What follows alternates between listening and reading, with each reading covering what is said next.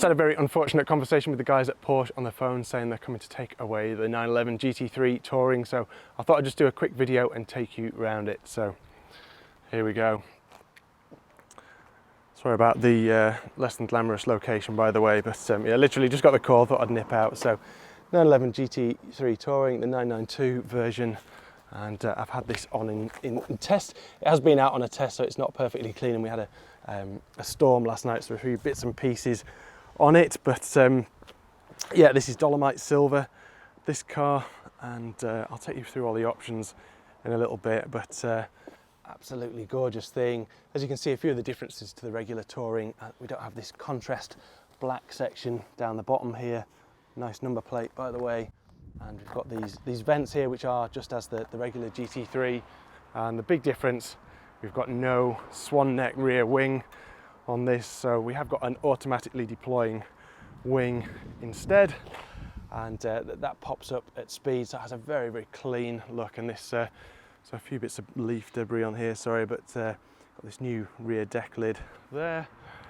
And this car is on the P0 courses, so if you look there, we've got 315, 30 ZR21s, these gorgeous centre lock wheels. It's also got the cast iron brakes, not the optional carbon ceramics. And you can see the tread pattern there on the bottom. So I do like the P0 courses, actually. And on the front, it's an inch smaller, so 20-inch wheels and quite a narrow section in comparison. So 255, 35 ZR20, so monster tyres on the back.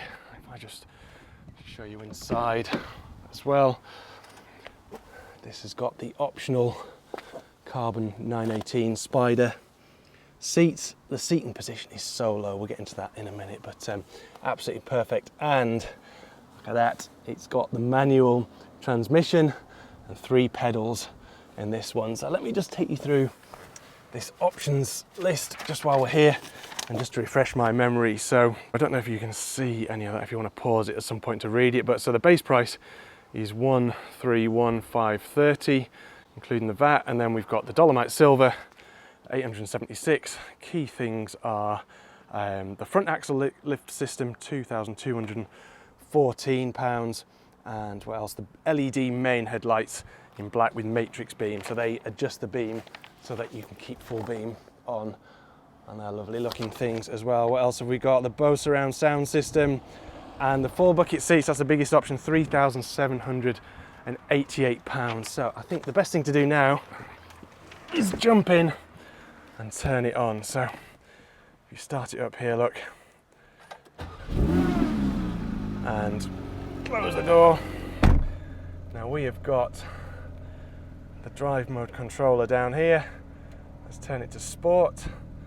There we go, look, and we get the track setting there. So you might see, ghosted out at the moment, but these indicator lights to flash when you're getting up to that 9,000 RPM top end, which is absolutely glorious. So yeah, let's get on the road and see what it's like.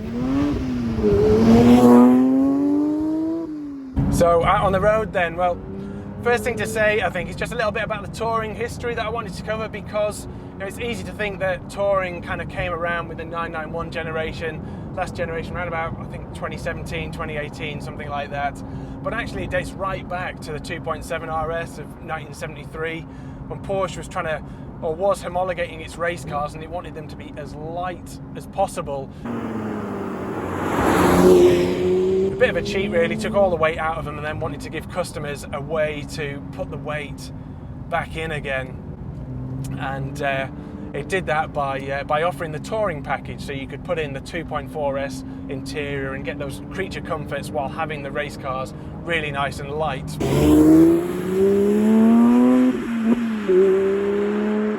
Now this one, the mechanical spec, it's important to say, is exactly the same as the regular GT3. So you've got the 4-litre naturally aspirated flat 6, 503 brake horsepower. That climbs by 10 brake horsepower, so only 10 brake horsepower, plus they put gasoline particulate filters in. But this engine remains absolutely incredible. We'll get onto that in a little bit. We've got the choice of cast iron discs and carbon ceramics. We've got the same spring and dampers apparently. Clearly there's going to be some difference because of the difference in aero.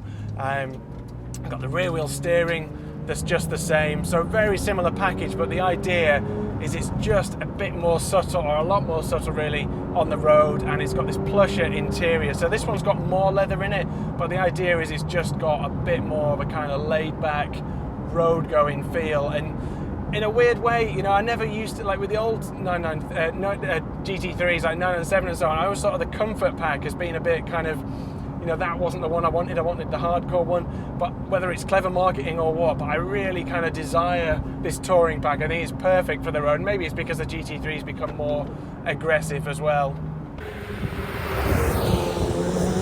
Now, as we get out on the road, I think the first thing you notice really is how low these optional seats are. You're absolutely on the deck. You feel really at the core of this experience. Really nice driving position in terms of legs straight ahead.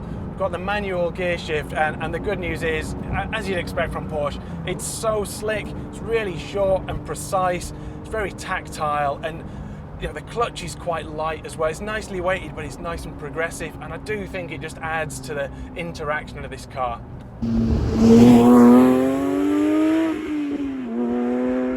Now, key thing to mention about the GT3 versus all the other 911s is the double wishbone front suspension. So derived from the 911 RSR race car and from the LMP2 RS Spider before that, apparently. So it's been around on loads of other cars obviously previously, but it's new for the 911, and it does have a profound effect on how this car handles. So you can probably see over that section, the wheel still dances around in my hands. It's still very tactile and sort of communicates clearly, but I think when you turn it in, it feels so much sharper and keeps really nice and flat.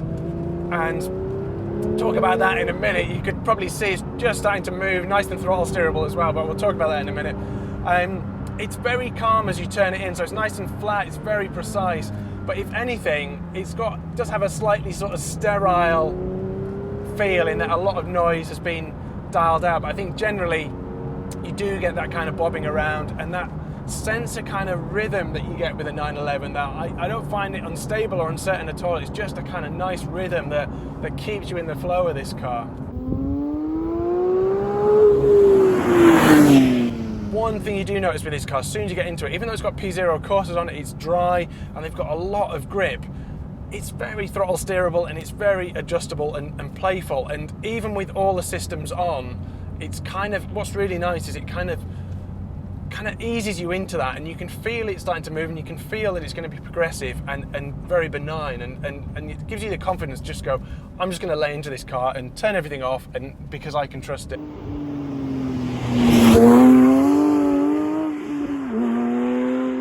But of course, the heart of this car is the 4-litre flat 6 naturally aspirated engine, the last 911 in the lineup to do that.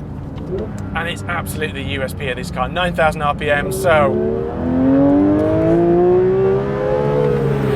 Oh, wow. I mean, it's just got such reach. You know, it's easy these days to be kind of a bit blasé about 503 brake horsepower. We've got supercars with 700 plus, but the way this thing revs, the sound it makes, even with naughty truck, even with gasoline particulate filters, it sounds fantastic. It's got that mid-range, that response, and it's just absolutely gorgeous.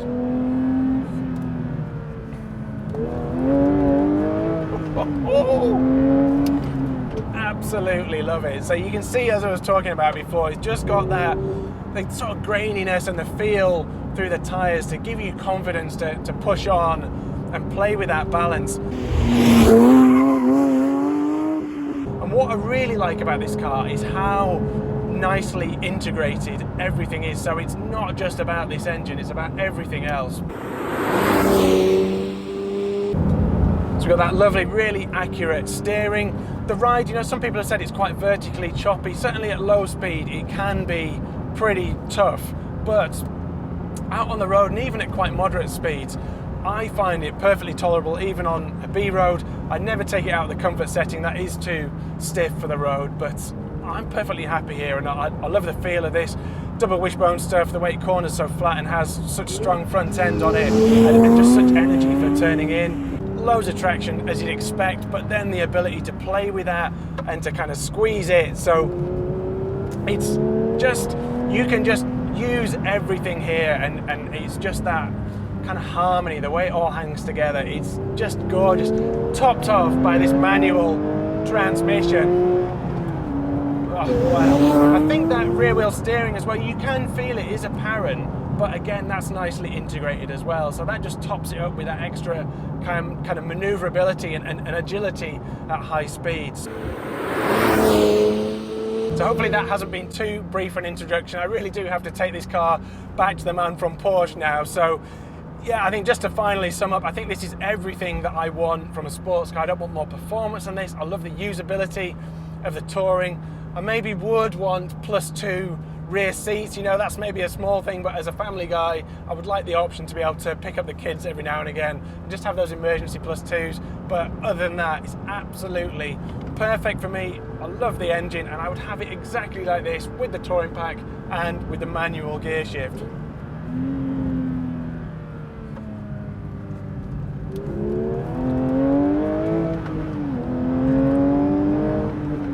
Oh, it's amazing. As you can see, I really enjoyed driving the GT3 Touring, so thanks very much for watching. Please do remember to subscribe, and I'll see you next time.